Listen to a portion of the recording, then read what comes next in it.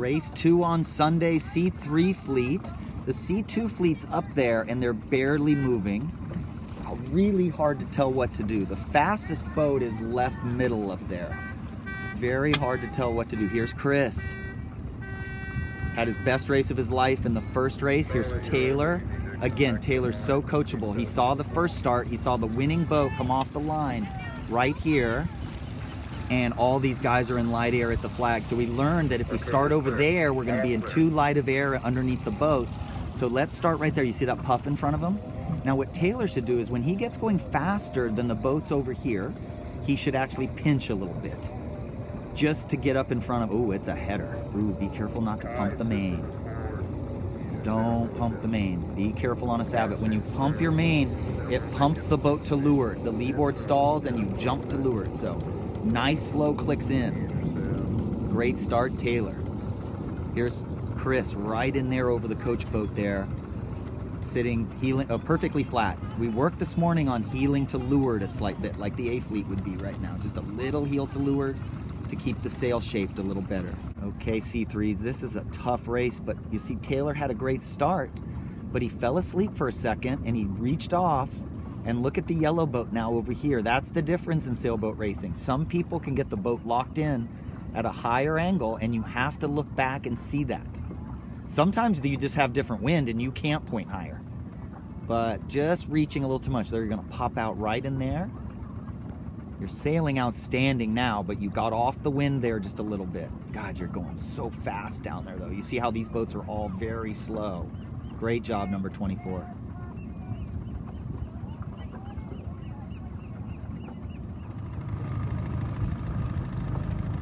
Taylor, 24. Chris, 95.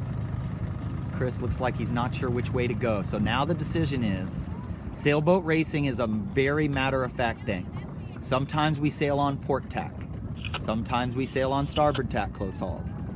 And we do both of them very good all the time. So if we're above close hauled, we're not going to go fast enough. If we're below close hauled, we're going to go fast, but we're not going to go to the mark. So we got to nail close hauled course.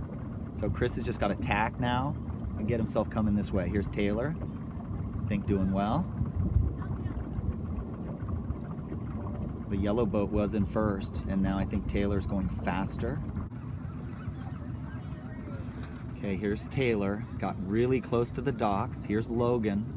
So it's funny, I think Taylor's in first, and with Logan with one tack, he could be easily third actually. There was first, 9403 was first a while ago.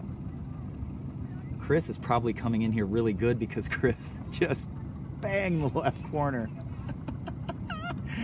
He just went all the way left, like he is almost laying the mark here. Again, heeling to windward too much, but that's okay. 8 years old. Doing outstanding.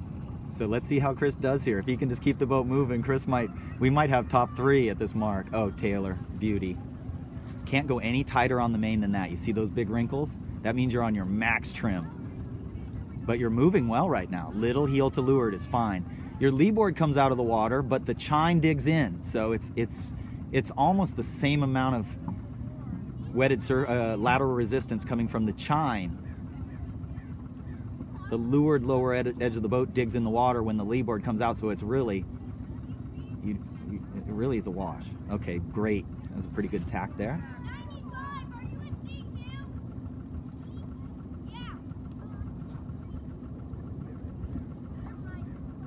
There's Logan. Logan's too flat. Logan should probably heel like Taylor was. Race 2 on Sunday in C3s. Chris, top 4. No, top 5, because there's Taylor way out in front. It's called a horizon job over there. He is so far ahead.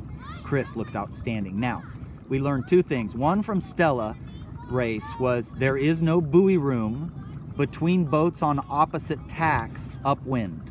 So when you're going into the windward mark and you're on port tack, that does not mean you're overlapped. That means the starboard tack boat has right of way. And then the other thing we learned is don't do too many tacks up at the windward mark. It's better to sail in a Sabot an extra 5 seconds on port tack and do a good clean tack and make the mark easily than it is to do a tack and then realize you're not making it and then to do 2 more tacks. So A Sabot does not tack well, and it goes sideways after every tack, so you've got to budget that.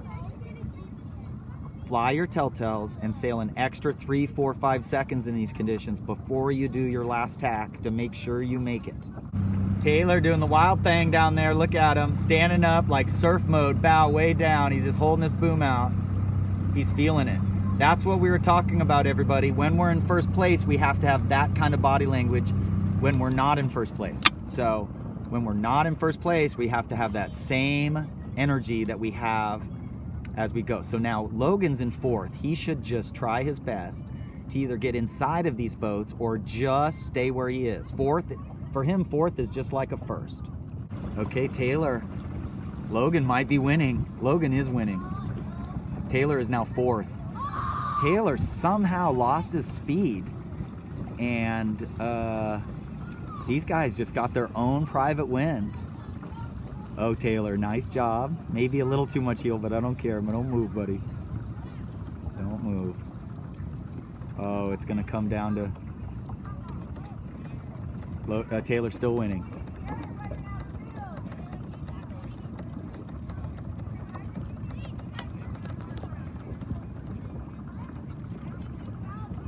What a race, dude. What a race. So that just moved you up a lot in the regatta because you're going to throw out.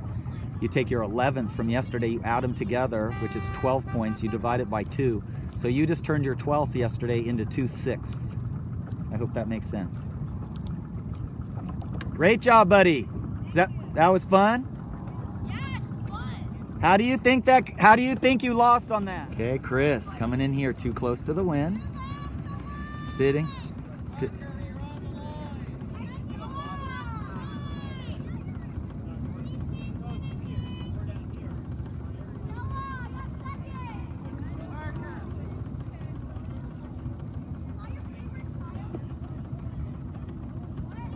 The coach is drifting over the orange pin. Chase boats, please clear the finish line while we're getting everybody finished.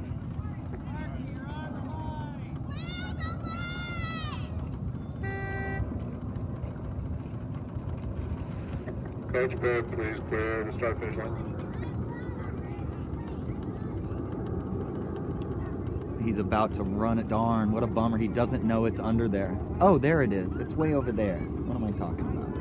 Chris is going to come in here in top 7 easily. So he's had a great day. 14-7 today. Only thing we're going to change with Chris is not sitting heel to windward so much. We're going to move his lee board forward. I'm going to power his sail up a little bit, actually. And I'm going to make him sit forward. Okay, good job, Chris. Near the line. Logan, great start right in the middle. Now, there's 2 reasons to start in the middle. Sometimes it's just when we're not having good starts because a lot of people have a hard time judging the line in the middle. So that allows us to start ahead of people. Great job. Here we go. C1s. Okay, race 4 on Sunday. Look at Shawnee. 8223 red boat. That's a start right there. He is way out there. Now it's just a matter if the wind goes right, he's first. If the wind goes left, he's fourth. Good job, Shawnee. Good sailing this weekend, man. This is his 3rd or 4th C1 regatta, and he's really starting to show an ability. Oh, I see Bella through there on the right also. She's hard to see, but she's out there behind, to leeward of Sean, about 10 boat lengths. So Shawnee's got her by a ways. Very light at 1:30 in the afternoon. Tommy had to get on port tack, and Preston both had to get on port tack early. They're behind. You can see the people that won the pin are already many boat lengths ahead, but that doesn't matter in these conditions. The lucky thing is that there is actually the biggest puff we've had in a couple minutes right here, coming right at me. The problem is that Tommy is going to have this whole laser fleet coming through here. It does not look like a lefty on this guy. This guy is headed, oh boy, Tom, that was gutsy, dude. Yeah, it is a righty. This is a little righty. Port tack's headed right now. Preston, rough place you had to tack, but it was probably not a terrible idea. Yes, Tommy got the first shift after the start. So Tommy's right back in the race. So the starting line was not pin favored because the first shift after the start is a righty. So the race has restarted right now, and it's a pretty square line. So Tommy's the same distance upwind as everybody over there. If the wind goes left, we tack. If the wind goes right, Tommy just keeps going straight and grinds. And gains too. Very light at 1:30 in the afternoon. Tommy had to get on port tack, and Preston both had to get on port tack early. They're behind. You can see the people that won the pin are already many boat lengths ahead, but that doesn't matter in these conditions. The lucky thing is that there is actually the biggest puff we've had in a 30 or in a couple minutes right here, coming right at me. The problem is that Tommy is going to have this whole laser fleet coming through here. It does not look like a lefty on this guy. This guy is headed, oh boy, Tom, that was gutsy, dude. Yeah, it is a righty. This is a little righty. Port tack's headed right now. Preston, rough place you had to tack, but it was probably not a terrible idea.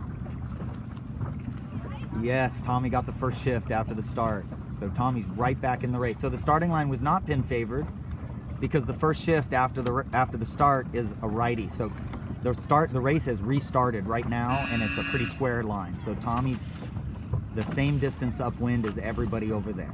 If the wind goes left, we tack. If the wind goes right, Tommy just keeps going straight and grinds. And gains too. Just a little too bunched up, brother. Main's too tight. You gotta let that thing breathe. See how your top telltale's just flopping back and forth. I don't know if you can see it. Top bat and telltale's not flowing. In this wind, every once in a while, that thing has gotta get a little flow to it. Okay, that was the start of C1. Great fleet. This is a strong C1 fleet.